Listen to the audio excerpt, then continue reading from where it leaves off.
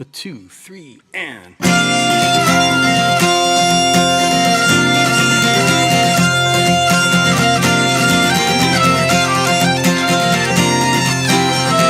'Twas the plowing of the raging sea, it was always my delight.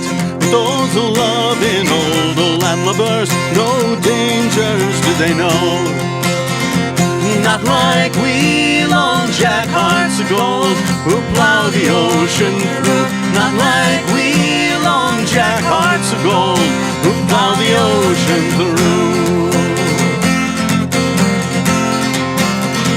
They are always with the pretty girls, a-setting them fine treats, and a-filling up their pretty heads with the work they've done in a cornfield. Oh, but the cutting of the grass and weeds, it's all that they can do. While we long jack hearts of gold, we plow the ocean through. And it's when the sun it does go down, they must lay aside their plow, and their work they can no longer stand, it's homeward they must go. And they take their suppers with content, and into bed they crawl, while we long jack hearts of gold stand many's the bitter squall.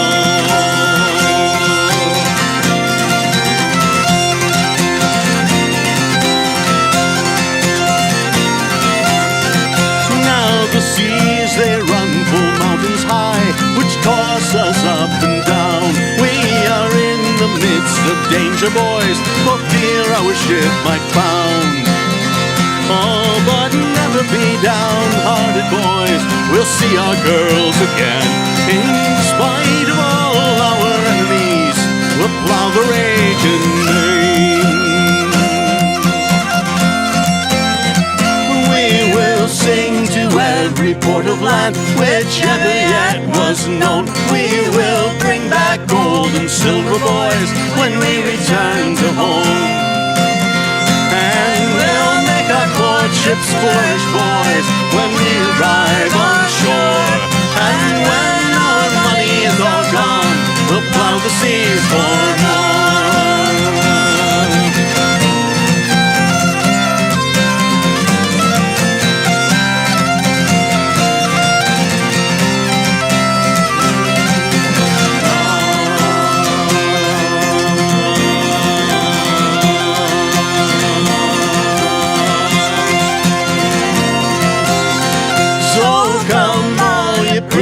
Damsels, if the truth you only knew of the dangers of the raging main from labour's unto you, you would have more content for them than ever yet was known. You would hate those loving landlubbers who always stay at home.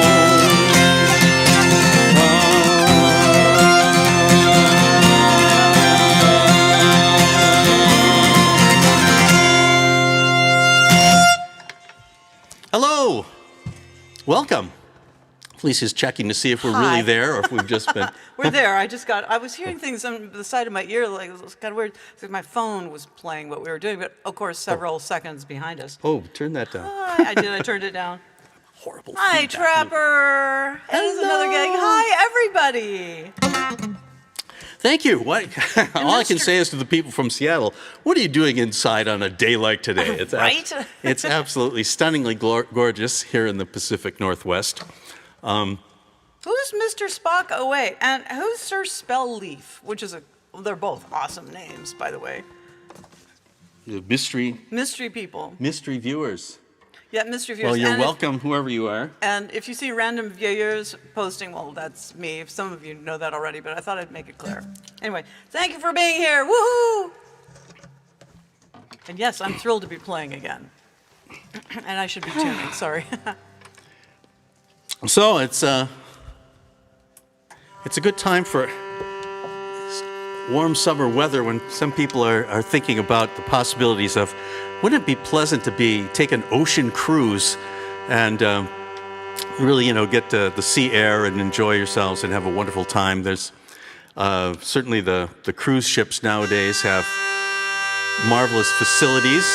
They have full, like a health club aboard, you know, with They've all got petting zoos. exercise machines and ways to get fit. So you can go to sea and get fit, you know, good thing to do. Tremendous amounts of food. So we're going to do a song about some people who came up with that idea like 129 years ago. Because at this moment, 129 years ago, Harbo and Samuelsen were rowing their way from New York to Le Havre, France. And we have to think about that. I've been thinking about that a lot lately. We had a lovely meetup with Jerry Bryant, the fellow who wrote this song and first introduced us to Harbo and Samuelsen. And it got me thinking about the song for a while. Yeah, New York to Le Havre is 3,514 miles. That's, you know, it's like... It's a long way. That's a long way. I thought, what would it be? So what's the equivalent of that on land? You know, it's like, yeah, it's just water. You know, it's like, oh, more water. But I looked it up and I found that if you want to get a full idea of the scope of their journey, from Seattle, Washington, up here in the Pacific Northwest, down to Key West, Florida, at the very bottom of the state of Florida, that's 3,484 miles. So if you were going to, and Harbo and Samuelsen were going about 4 miles per hour. So about the walking. So if you want to really appreciate what they did, you could walk from Seattle all the way down to Key West. And when you got to Key West, in 54 days of walking, right? One hopes. Then you would only have 30 more miles of walking farther out into the water before you would actually have the same mileage that those guys did. Think about that. It just blows me away.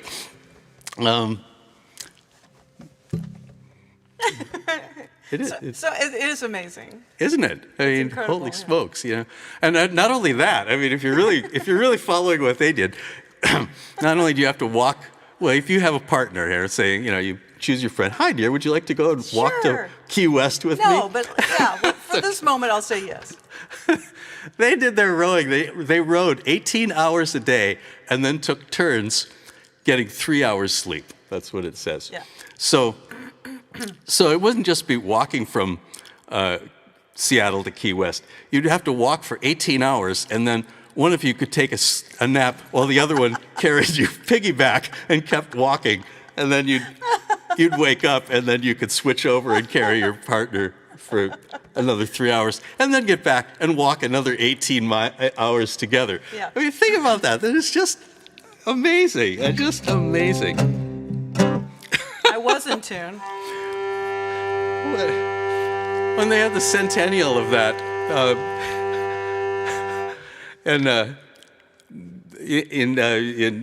let's see, when did they do that? 1896. So in 1996, I thought, you know, I'm going to write to the post office and say, why not do a commemorative stamp for Harbo and Samuelsen? They were these two great Americans who did this fantastic feat. And I got no response from them. I could see it. I thought of a double stamp with the Fox, their boat, and, you know, and them one in each side on the stamp. You know, wouldn't it have been great? Commemorative stamp, but no. And what they came out with that year, it was a commemorative stamp of Fat Elvis. I mean, it was like I felt outraged. You know, like these guys. So anyhow. The other thing that occurred to me, which was frightening, even more frightening than all this other stuff, was that that happened 129 years ago. That happened in 1896, and I realized one day that was only 57 years before I was born. Getting old is really weird. That's all I'm going to say. I know, isn't it? I can think about 57 years ago and think, oh, yeah, I think I was good in high school. Barb says, some of us like you better than the sunshine outside. Oh, isn't that sweet? Well, should we do this song? Or should we yes, dear, let's do the song. I guess we would need to sing the song rather than just talk about the song.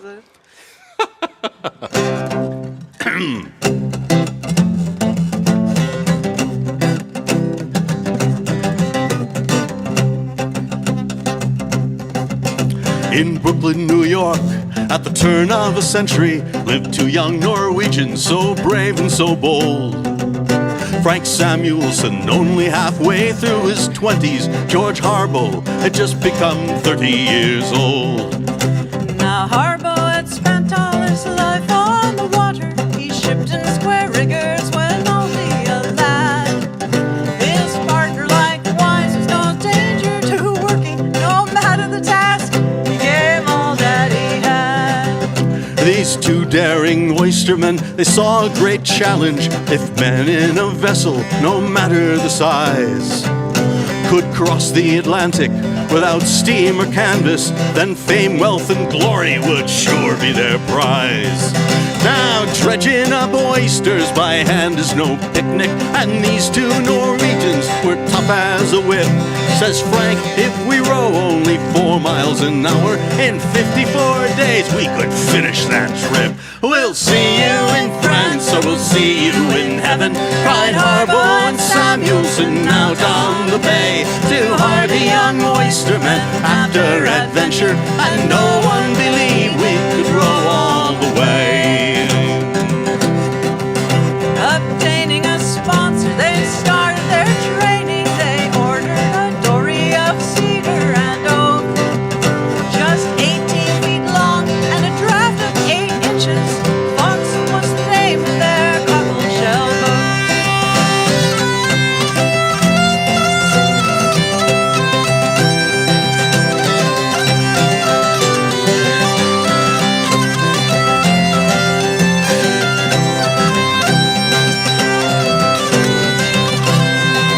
On the 6th day of June, 1896, Messrs. Harbo and Samuelsen started to row.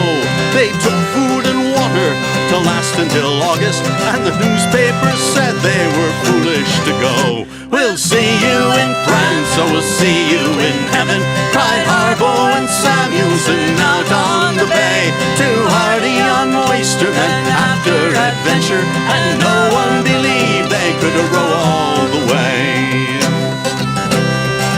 From the slips of Manhattan, they rode through the Narrows, out onto the Gulf Stream and over the deep. Each day they would row 18 hours together. At night they took turns, getting 3 hours sleep. Their stove would not light, so they ate cold provisions. Their arms and their legs became swollen and cramped.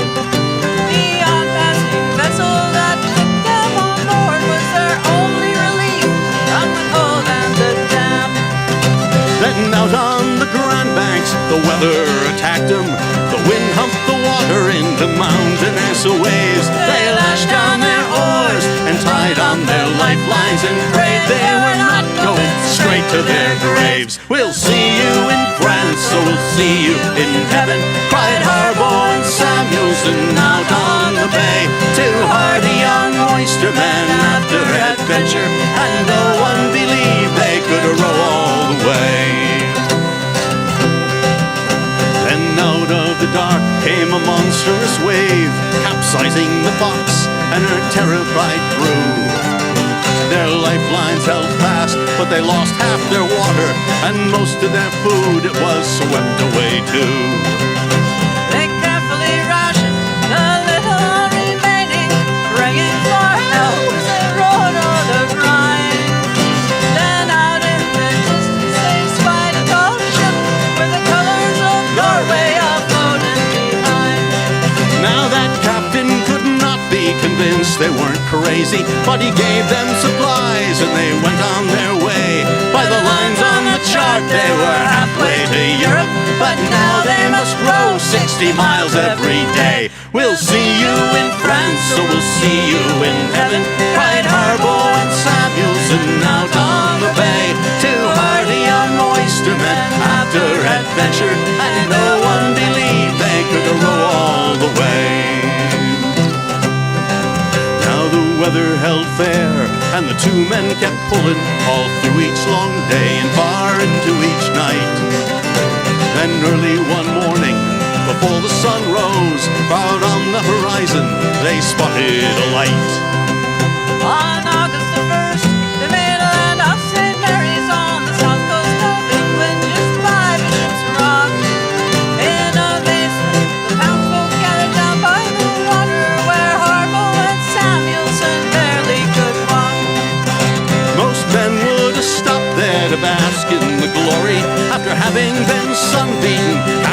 and starve.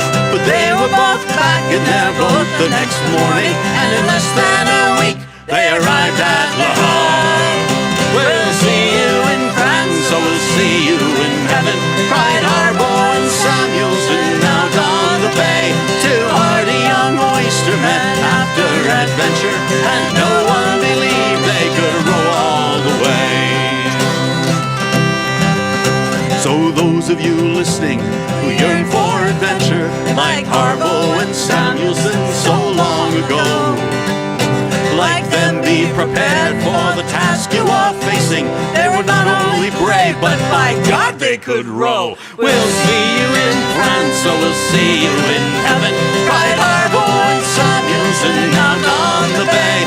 Two hardy young oystermen after adventure, and no one believed they could row all the way. We'll see you in France, or we'll see you in heaven, cried Harbo and Samuelsen out on the bay. Two hearty young oystermen after adventure, and no one believed they could row all the way.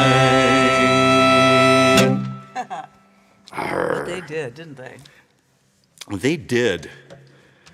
Hi, Missy. What a way to go. Hi, everybody. Sorry. What's next?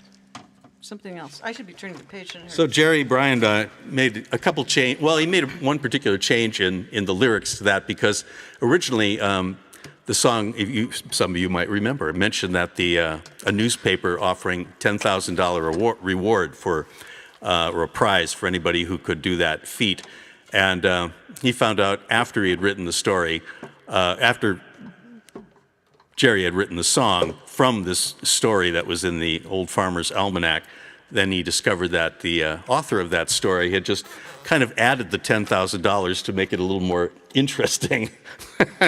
And that never actually was the case. But they certainly did think that they would get fame, wealth, and glory by doing this. It wasn't just because they wanted to have a really good workout. I mean, talk about... I know that's what we'll do this weekend. We'll row across the Atlantic. Yeah. That'll be fun. Can you imagine that? Nobody ever. They were rowing 23 hours a day. No, not 21 hours a day, right? 23, taking 3 hours. Crazy.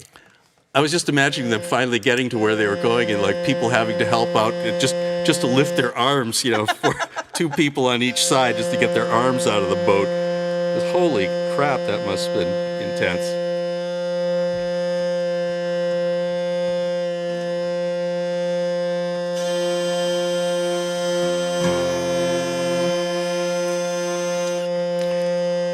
We'll do a song by a local Northwest songwriter, our friend Rob Kneisler,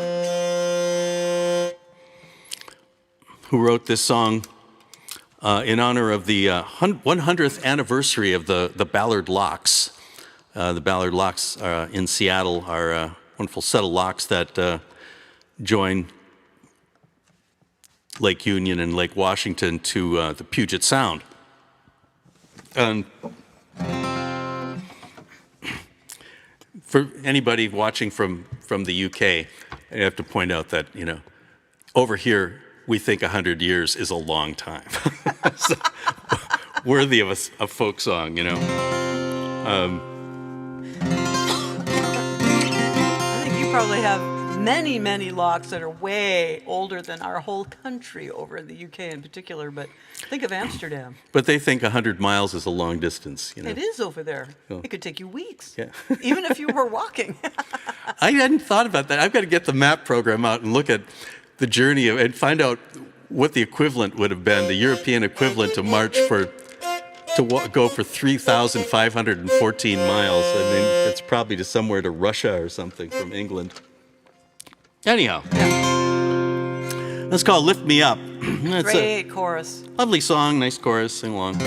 Okay? Yeah. You got your guy on there turned on and your think so. volume up? Turn the volume up a little bit more just for you. Okay.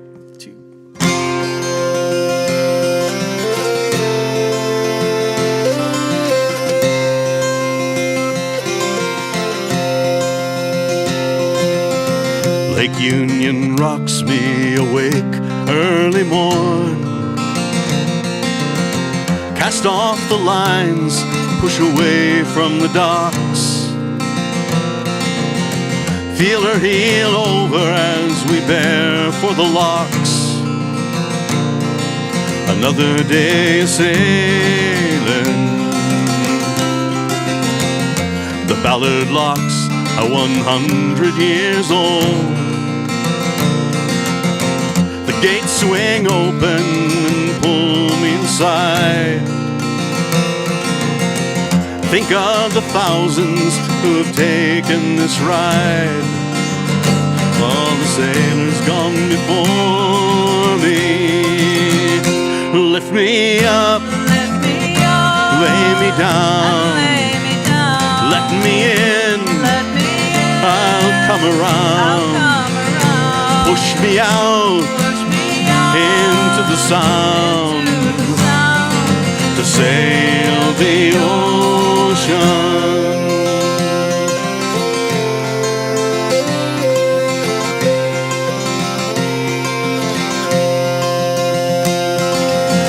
I know fresh water and I know the salt. It's like the difference between day and night. It's in the smell and the way that the light flows to the horizon. You're not a sailor, so it's been said, until you sail to where the land disappears, and you're alone and have faced all your fears, floating on forever. Lift me up, lay me down, let me in, I'll come around. Push me out into the sound to sail the ocean.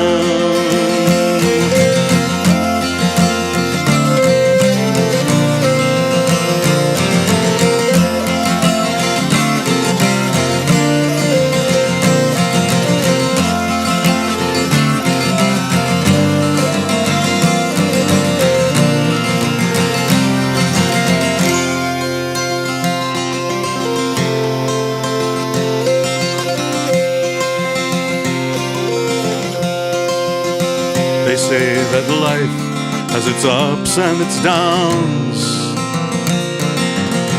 much like the rise and the fall of the tides. And like the locks, it both joins and divides the lakes and the ocean. And I know I shall cross once again, back and forth, first here and then gone, just like the salmon returning to spawn, over and over. Lift me up, lay me down, let me in, I'll come around. Push me out into the sound to sail the ocean. Lift me up, lay me down, let me in, I'll come around. Bring me back in from the sound. I've sailed the ocean.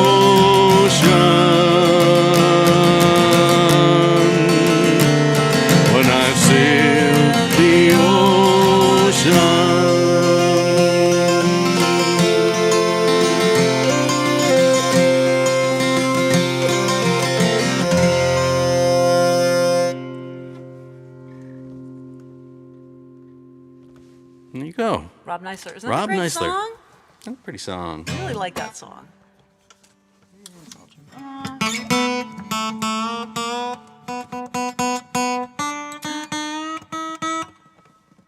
Wow, that's really cool. Barb says that her mom was a kid when they opened the lock. Wow. Hi, Pam. How are you doing? Let's talk on the phone sometime.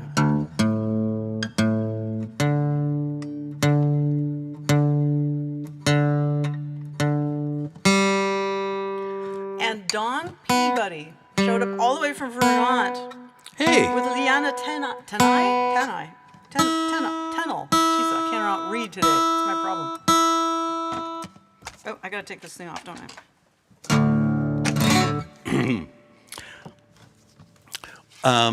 Okay. If you noticed here on this, we call this little concert Songs of the Sea as opposed to shanties and Songs of the, because this is almost all songs, some traditional, some contemporary, some were poems that have been put to music, but there's only really one genuine shanty, which we've had our way with, and one modernly composed shanty today. So this one is a song that started off as a poem by the former poet laureate of England, John Masefield. You know, when people get together, you know, and they talk and maybe sing about the good old days. At least I've noticed that people our age start to do that a lot more. You know, you kind of living in the past a little bit, maybe, you know, talking about those great things, the great days of yore. And that's kind of what this song is. Only in this case, they're all, I guess, retired pirates at the retired pirate home, huh? And you know, if you retire as a pirate, you did a good job. Yeah, that's like success. Yeah, you're like the fox who raided the hen house and lived to tell the tale. So it's called A Ballad of John Silver, and Masefield wrote it. Gosh, when did he write this? In 1902. So the days of piracy were pretty much, well, the days of piracy are still around, but the golden age of piracy was over. When it was romanticized by us. Yeah, it immediately began being romanticized by everybody else.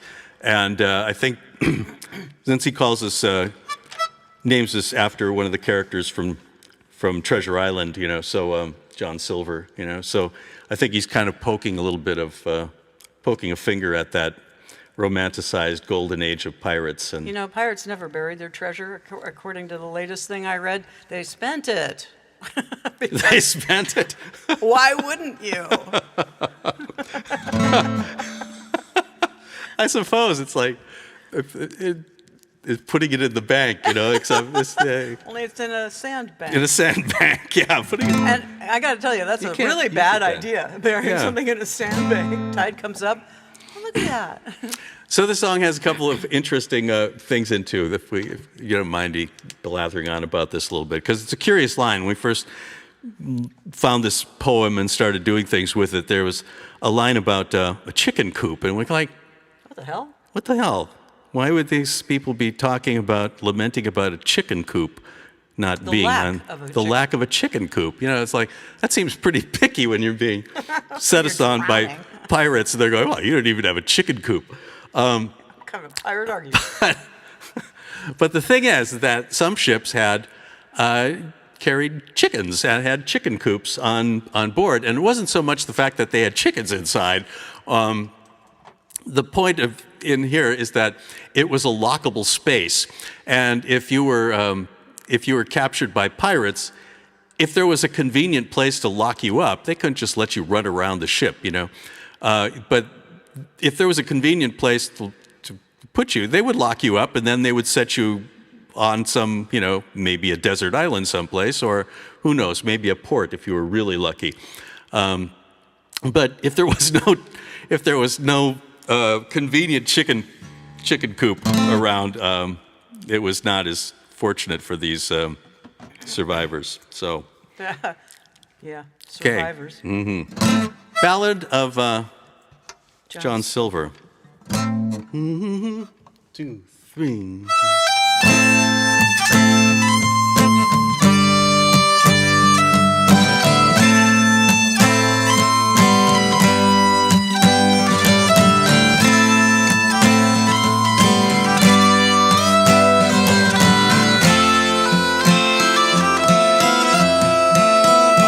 We were schooner-rigged and rakish with a long and lissom hull, and we flew the pretty colors of the crossbones and the skull.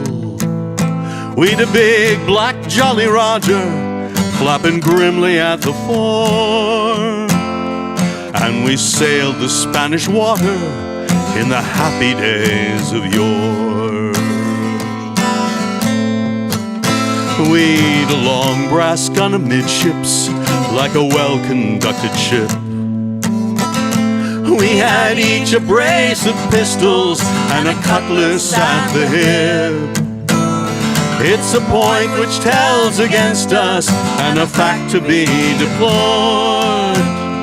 But we chased the goodly merchantmen and laid their ships aboard.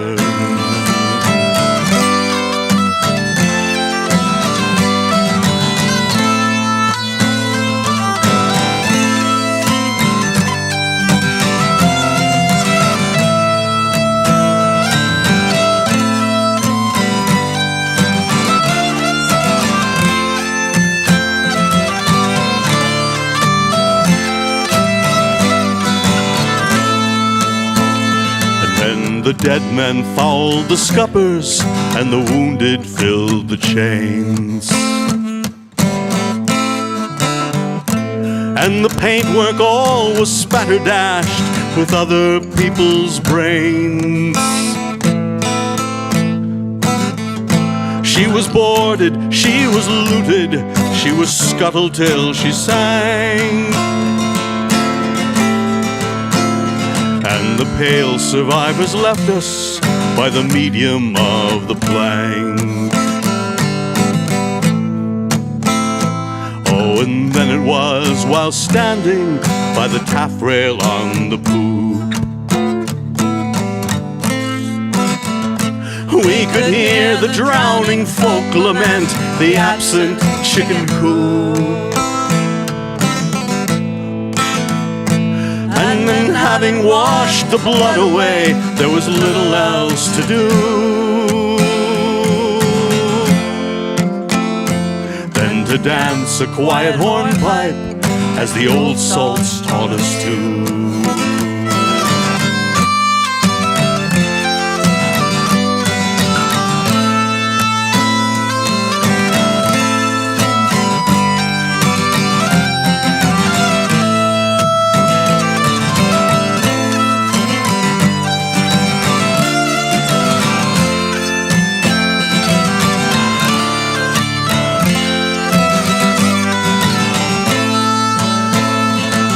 The fiddle on the forecastle and the slapping naked souls, and the genial down the middle Jake and curtsy when she rolls, with the silver seas around us and the pale moon overhead, and the lookout not a-looking and his pipe bowl glowing red.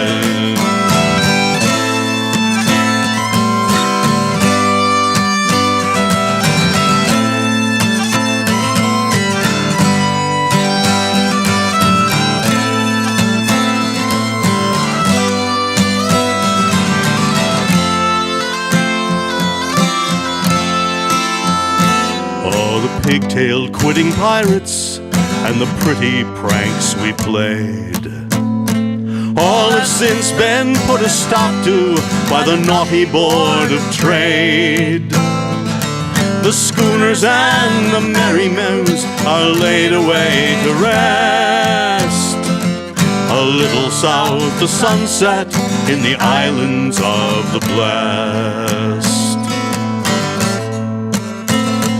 We were schooner rigged and rakish with a long and lissom hull, and we flew the pretty colors of the crossbones and the skull.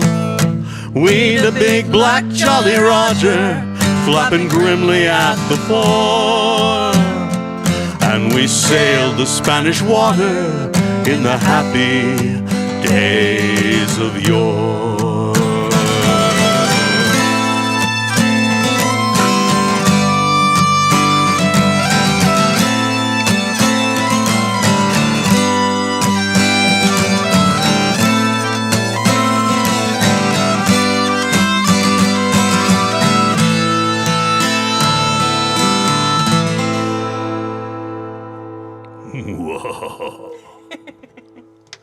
Ah, yes, the good old days.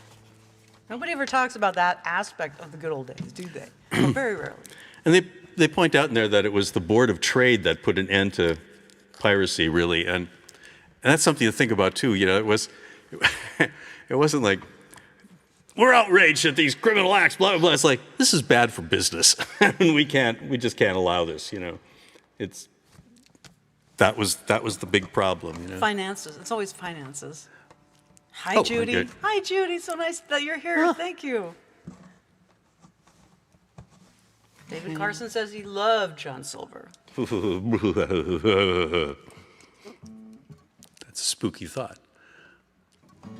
Okay, what am I doing here? What are Putting you this doing? on. And what am I doing? I'm putting that on. Putting An old favorite of ours, speaking of old, I think we've been playing this almost as long as I've had a hurdy-gurdy. Well, actually, that doesn't make any sense at all. No, I've actually had a hurdy-gurdy longer than we've done this song because I play the hurdy-gurdy on this song. And I couldn't have done it at first because I didn't know how to play the hurdy-gurdy way back then. Sorry. William's laughing at me, as well he should. This is the pseudo shanty we were talking about. This was written by Tony Goodenough, an English fellow. I just love his name, Goodenough. Me too. He was a member of the old Shanty crew from England, which is a wonderful band. I don't know if they're still around anymore. It's been a while since we've seen them. They were stars at the time. But this is a pumping shanty, written definitely in the spirit of the old pumping shanties. Pumping shanties could have lots more storyline happening and verse because it was a job that would go on. It wasn't just like 1, 2, 3 haul and you're done. This is a job that went on for maybe the entire four hours of a watch, you know, because if a ship was leaking, you couldn't stop pumping. You know, it was. Yeah, it's not like you could take a cigarette break. It's like, okay, everybody, we're taking a stop for that's it for 10. Cup of tea. So, what else to say with this? We paired it with a wonderful tune by John Kirkpatrick called "Jump at the Sun," just because it seemed like a good idea to do. It's a sunny day after all. Jump at the sun. Yeah. 2, 3, and.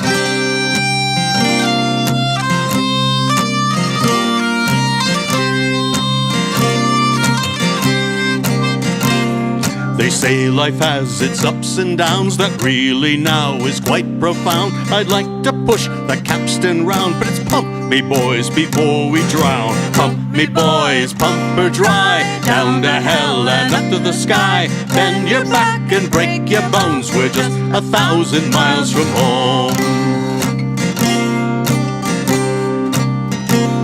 The ocean we all do adore, so come on lads, let's pump some more. Don't worry if you're stiff and sore, for I'm sure we pumped this bit before. Pump me boys, pump her dry, down to hell and up to the sky. Bend your back and break your bones, we're just 1,000 miles from home. Well, the captain's daughter, I suppose she could be called an English rose. What would you think when I proposed? The pox she gave to me a dose. Pump me boys, pump her dry, down to hell and up to the sky. Bend your back and break your bones, we're just 1,000 miles from home. This rose, well, she did prick me sore. I never felt so bad before. Thanks to the girl I did adore, I thought I'd never pump no more. Pump me boys, pump her dry, down to hell and up to the sky. Bend your back and break your bones, we're just 1,000 miles from home. I went to the doctor right away to find out what he had to say. That's 2 pounds 10. Get on your way. I'm sure that girl is in his pay. Pump me boys, pump her dry, down to hell and up to the sky. Bend your back and break your bones, we're just 1,000 miles from home.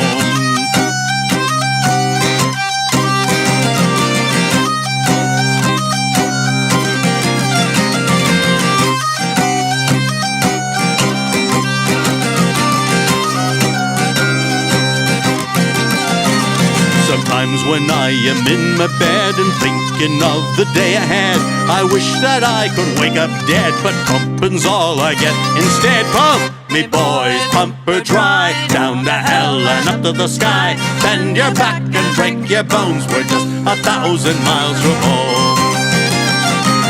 Yes, how I wish that I could die. The swine who built this tub to find, I'd drag him back from where he fries to pump until the bugger's dry. Pump me boys, pump her dry, down to hell and up to the sky. Bend your back and break your bones, we're just 1,000 miles from home.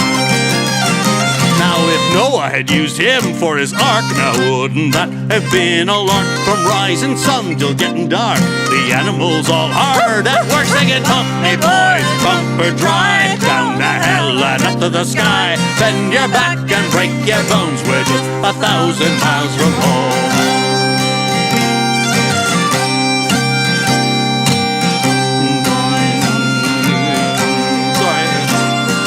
So much water down below, now how I got there, I don't know. The old man says, let's roll and go, but I think we're bound for Davy Jones. Pump me boys, pump her dry, down to hell and up to the sky. Bend your back and break your bones, we're just 1,000 miles from home. Pump me boys, pump her dry, down to hell and up to the sky. Bend your back and break your bones, we're just 1,000 miles from home.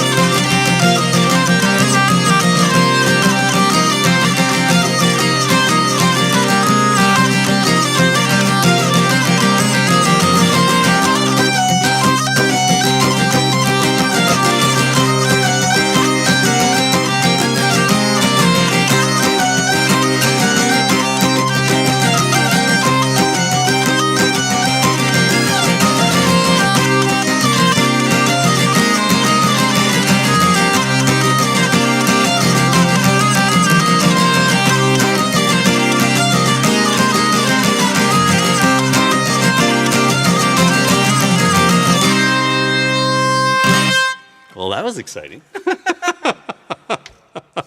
Well, life does have its ups and downs. Yeah, you know.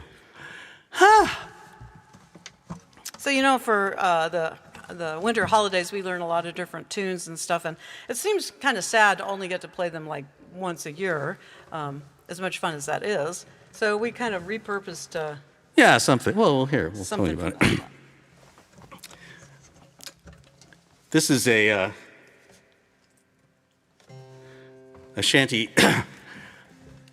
It's a great story. It's a story of the Alabama, the CSS Alabama. And just in case you don't know that much about the CSS Alabama, I'll tell you. It's a dramatic and exciting and fascinating story. Let's see, built in 1862. That's exciting. For the Confederacy, yeah. Oh, right. And it was, well, this is the interesting part. It was commissioned and built in England for the Confederacy. And England had a neutrality act against, about the Civil War, the American Civil War. So they were not supposed to be taking part in these things. So here comes the Confederates say, oh, could you build us this warship? And they go, we really shouldn't. Well, it'll be a lot of money. Like, well, we mustn't. It's a war. We're neutral in this. Like, well, I suppose we could just make a ship that didn't have any guns. Then it's not a warship, right? So they made this this ship with reinforced gun decks and positions and stations for guns and everything but the guns, And That's a tune title. And they said, well, hope you have fun cruising around with this lovely ship. And that's not a warship in any way, shape, or form, because that would be violation of the Neutrality Act. So they said, no, heavens no, we're just going for a cruise. And they cruised to the Azores Island where they immediately loaded it down with guns. And men. And set out to be a commerce raider. And they were incredibly successful. They raided many ships that were either Yankee ships or ships trading with the United States. They took cargo, they sunk things, they were responsible for major damage to the U.S. war effort, I guess. So much so that this is also interesting that after the war was over, the U.S. government, who won, in case you weren't paying attention. And it's like, hello, England, remember that Neutrality Act? And look at all this stuff that your neutral ship wrecked and stuff. So they were talking about reparations to be made, and it was very close in the negotiations. One of the negotiations that was suggested was the UK giving British Columbia to the United States as part of the United States. And so Barb, I don't know. I don't know how you feel about that, but we're glad it didn't happen. Yeah, I can imagine that there's probably a lot of people in British Columbia these days that are like, oh, I'm glad that didn't happen. But on the other hand, probably Interstate 5 would have run all the way up to Alaska if it had, but it was not the case. It didn't happen, but it was still, it was an interesting thing, and it was a lot of drama and other secrecy that was going on here, because, so it was kind of a secret ship to begin with. It also had some stealth technology, because the Alabama looked like a sailing ship, but it actually had a steam engine incorporated into it. And to keep that a secret, they actually had the funnel for the steam engine. It was telescoped, and they could retract it so it would only look like a sailing ship. It was a transformer. Yeah, it was a transformer, and in cases where they go, there's no wind blowing, so we'll just go and get those guys. Well, they could surprise everybody by telescoping their funnel and getting the hell out, kicking up some steam and going. So that was a surprise. So anyhow, these guys were extremely successful. So much so that eventually, after several years of this stuff, they ended up in Cherbourg Port, in Cherbourg in France, which is kind of just right on the English Channel, right across from, I think, Bournemouth or something. And it's like, and they were in there getting some repairs, some maintenance done. Who knows? Maybe getting some more guns or something. I don't know. Maybe they were burying their pirate treasure. I guess. Yeah. No. But anyhow, big surprise, the USS Kearsarge, which was set out to chase down the Alabama, showed up and was floating out there, just anchored outside the port, basically hanging out and not letting them get away. And it went on for quite a while, and finally, Captain Raphael Sims of the Alabama sent a communication. This was back when people were gentlemanly in their warfare, and said, well, "This is just, we'll never do. Let's settle this like gentlemen. We'll sail out on a given day, and we'll just duke it out between our two ships, and that'll be it. You know, how about that?" So, the captain of the Alabama goes, "Yes, that sounds like a charming idea. Wonderful. I love it." The Kearsarge, you mean? The Kearsarge. Oh, the Kearsarge. Yeah. I'm sorry. Yeah. So because the Kearsarge had its own stealth technology that the Alabama didn't know about, particularly if you looked at the Kearsarge, it just looked like wooden planking along on the body of the ship. But that planking was only fake 1-inch thick little deal boards, and those boards were concealing heavy chain mail for a ship, basically. Yeah, basically chain mail for the ship, yeah. They had, I guess, chain cladding, yeah. And chainmail. So the chainmail. So they were pretty well protected, much better than the Alabama thought. And in fact, afterwards, I think they asked the captain, it's like, if he would have done that same move if he had known that this was an armored ship. And he was like, well, probably, most likely not. You know, it wouldn't have been such a good idea. And maybe they would have tried to sneak out at night or something like that, or go on a very calm day when they could fire up their sneaky engine and sneak out.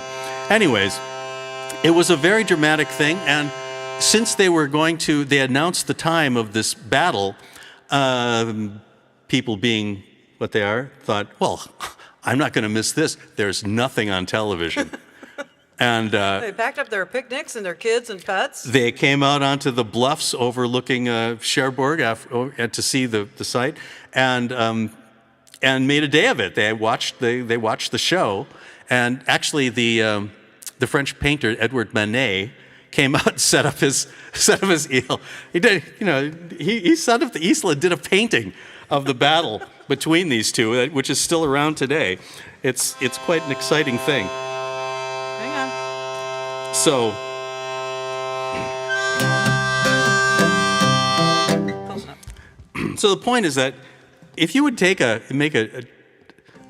you could make a film out of this, or you could make a TV series, or you could put this on Masterpiece Theater. It would be a wonderful dramatic piece, wouldn't it? So with that in mind, long way to go to introduce this tune, but to explain what we've done to this poor innocent Shanty.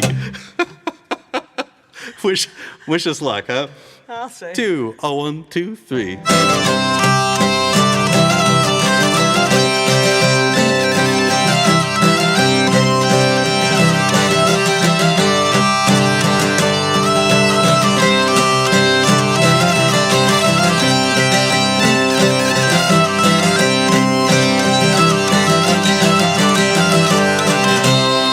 When the Alabama's keel was laid, roll, Alabama, roll. It was laid in the yard of Jonathan Laird, roll, Alabama, roll. It was laid in the yard of Jonathan Laird, roll, Alabama, roll. It was laid in the town of Birkenhead, roll, Alabama, roll.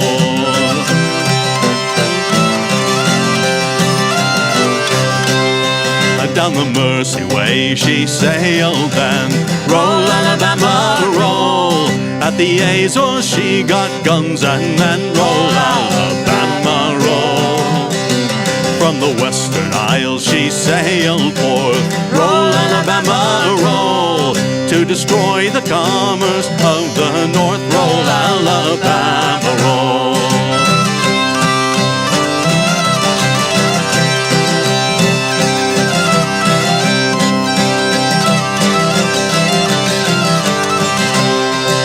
Cherbourg port she sailed one day, roll, Alabama, roll. To take make a count of prize money. Roll, Alabama, roll. There many a sailor saw his doom. Roll, Alabama, roll. When the little Kearsarge she hove in view. Roll, Alabama, roll.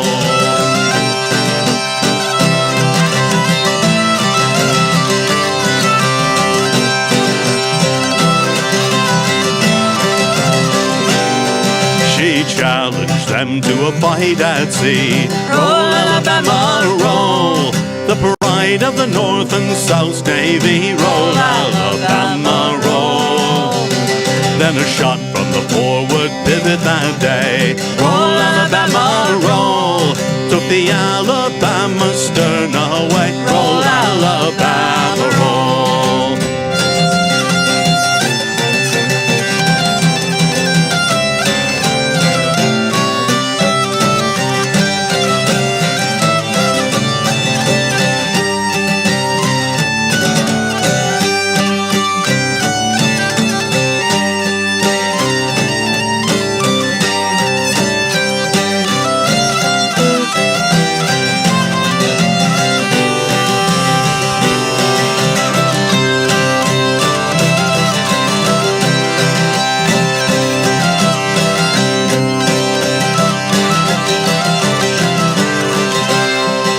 The 3-mile limit in '64.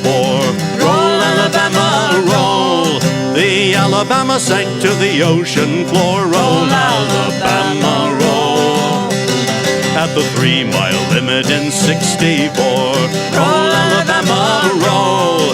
The Alabama rose no more. Roll, Alabama, roll, Alabama, roll.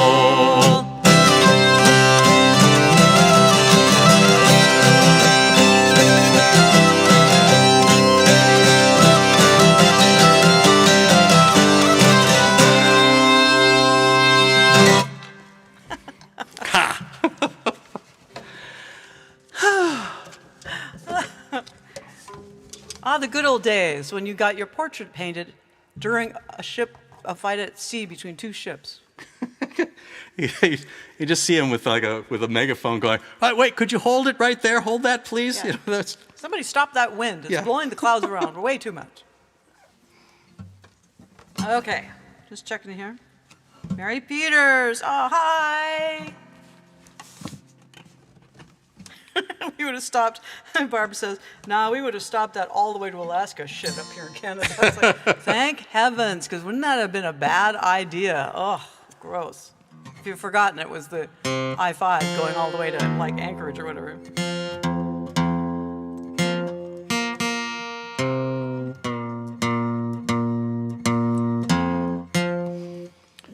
Da-da-da-da-da-da. So what are we doing? Oh, right. We're going to do another pretty song after the abomination there. Yeah, so we're only going to do 2 more. We're still trying to figure out what's causing my fatigue issues, but we're no closer. All my tests are, you'll be glad to hear, have been completely normal. Next up, a brain scan.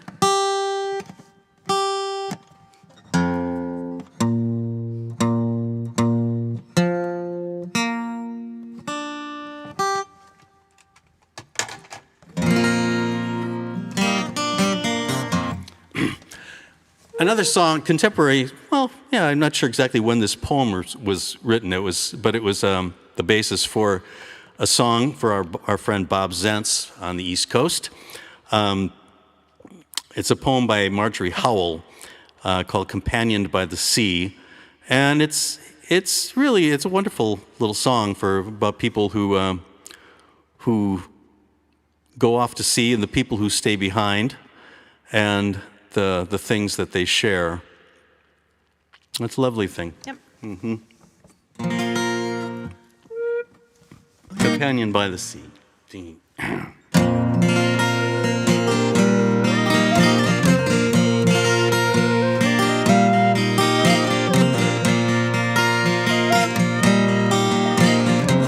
My little house rides like a gull high on the shore above the bay. By the slow passage of the tides I measure out my day. There is much that life withholds, there is much that life denies. I am content and most content with seaward gazing eyes.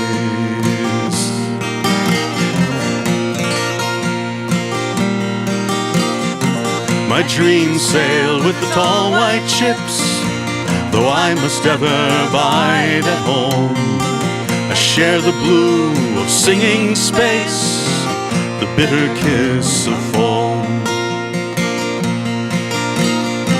The pageantry of storm and cloud, the mystery of the ebb and flow, the song of water as I sleep, all of these I know.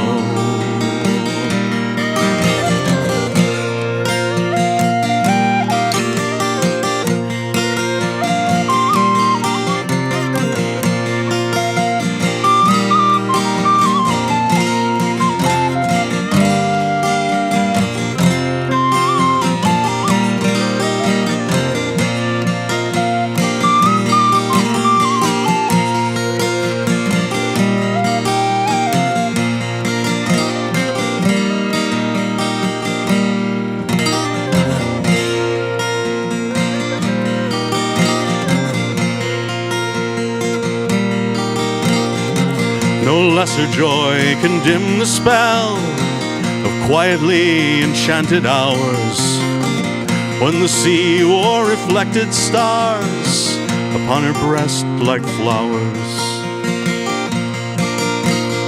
Brine-scented dawn, seafaring greens, how richly these have dowered me, that I should go through all my days companioned by the sea.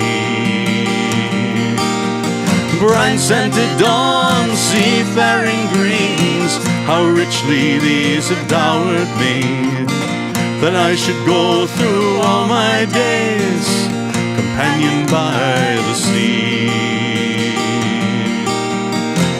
That I should go through all my days companioned by the sea.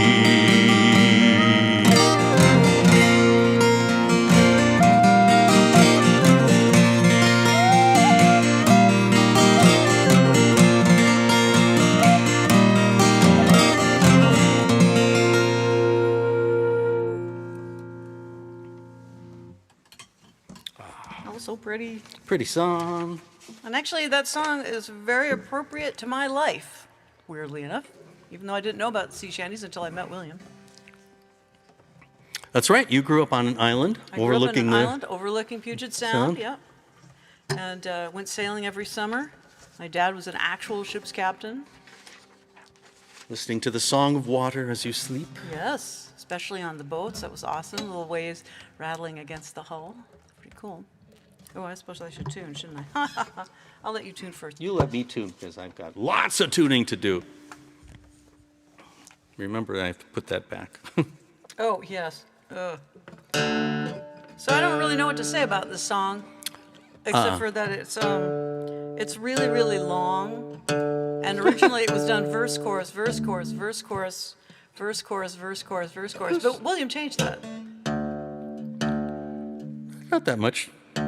No, you only changed the number of choruses separating the verses, didn't you?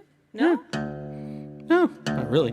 There's other things you can talk about. This is a song by Peter Bellamy, who See, that's why I want you to do the talking. Peter Bellamy wrote some great songs, was a great singer, and one of those people that I like to point to when people say, "Oh, I can't sing, I have a terrible voice." And with Peter Bellamy, you could say, it didn't stop him. Because Peter Bellamy was a great singer. He had a terrible voice. He sort of sounded like a goat. He'll bleed him. But I loved to sing. He had so much spirit and soul and heart. And it never slowed him down.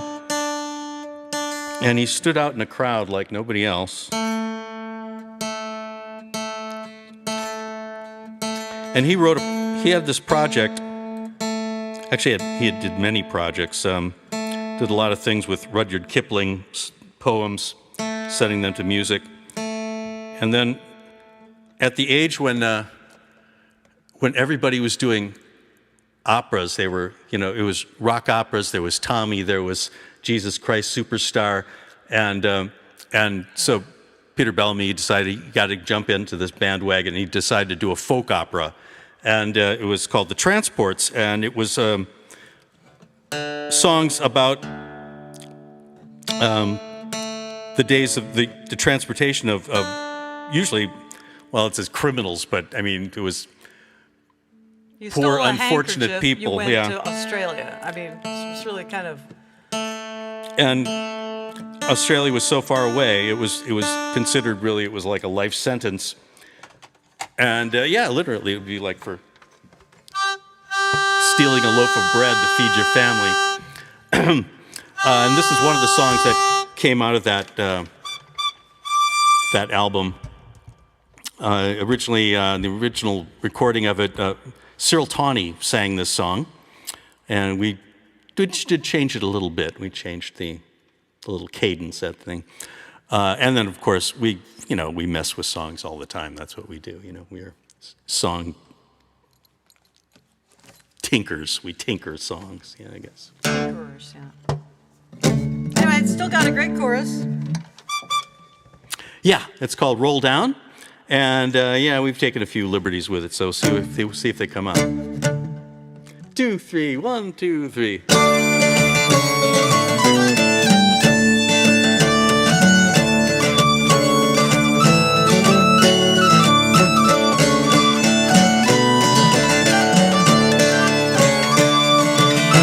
Sweet ladies of Plymouth will bid you goodbye. Roll down. We'll rock and we'll roll you again by and by. Walk around me, brave boys, and roll down. And we will roll down. Walk around me, brave boys, and roll down. Now the anchor's away and the sails are unfurled. Roll down.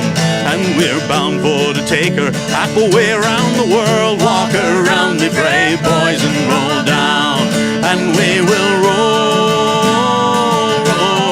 down. Walk around me, brave boys, and roll down.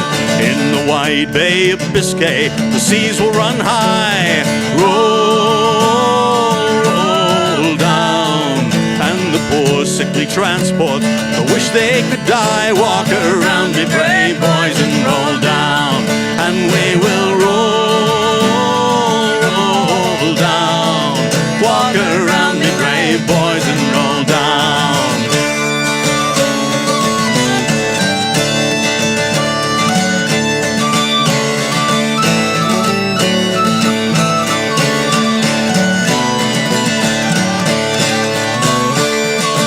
When the wild coast of Africa it does appear, roll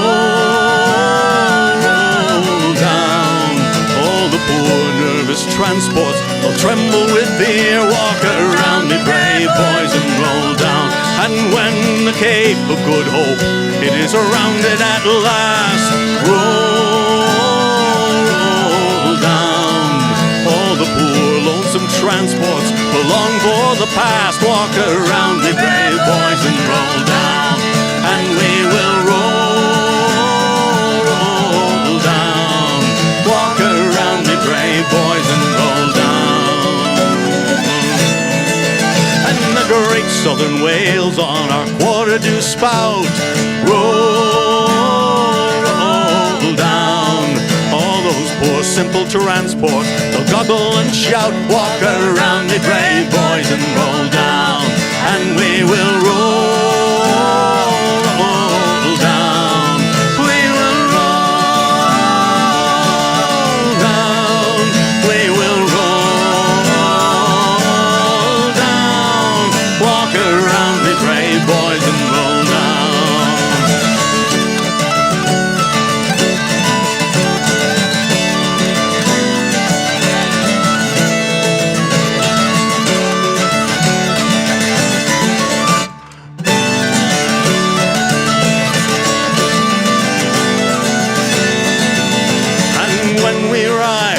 Australia's strand, roll, roll down. All the poor weary transports that long for the land, walk around me brave boys and roll down. And we will roll, roll down. Walk around me brave boys and roll down.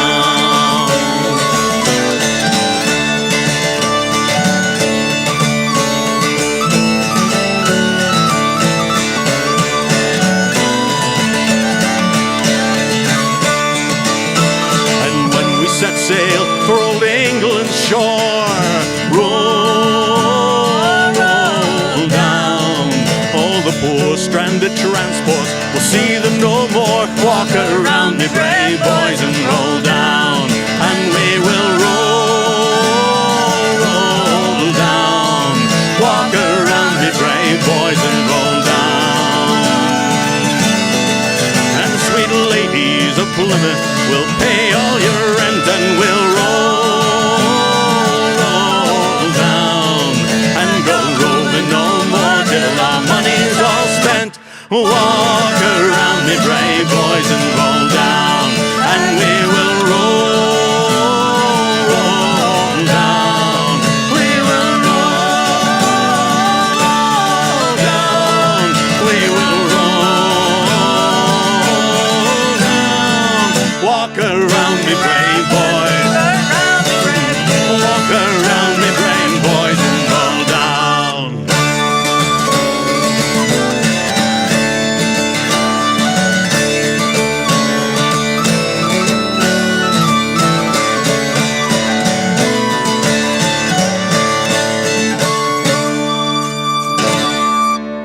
Thanks very much. Thanks for coming. Thank you. Thank you so much for coming in from the sun.